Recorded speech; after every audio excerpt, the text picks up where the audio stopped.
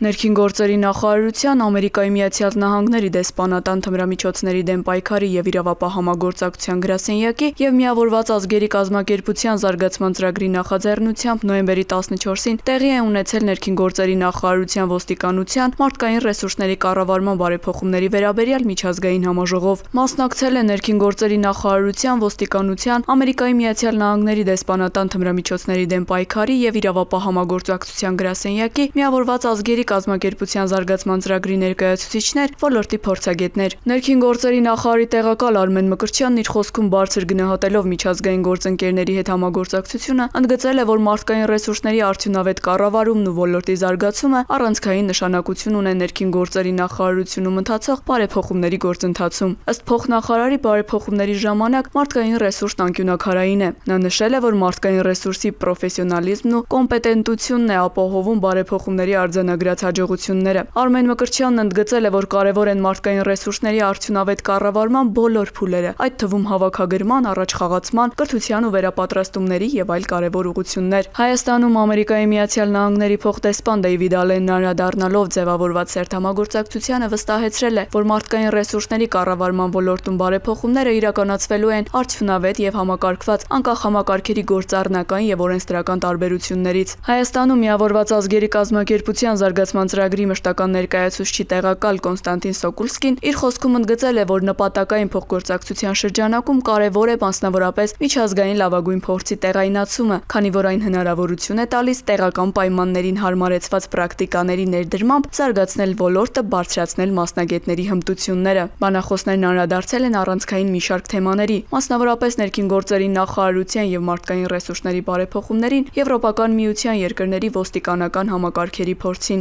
Քննարկվել են կոմպետենցիաների վրա հիմնված հավաքագրման և վերապատրաստման գործընթացի գերմանական և էստոնական փորձն ու մոտեցումները, արժանինքների վրա հիմնված գնահատման և խթանման համակարգերը Իսպանիայում և Էստոնիայում, ինչպես նաև Ռումինիայի փորձն ու մոտեցումները ոստիկանական համակարգում աշխատանքային ճկուն կարգավորումների և հետծառայողական սահմանափակումների համատեքստում։ Համաժողովը հնարավորություն էր մեկտեղելու միջազգային լավագույն փորձն ու տեղական առաջնահերթությունները ի նպաստ ներքին գործերի նախարարության, ոստիկանության, մարդկային ռեսուրսների կառավարման գործընթացների և շարունակական բարեփոխումների։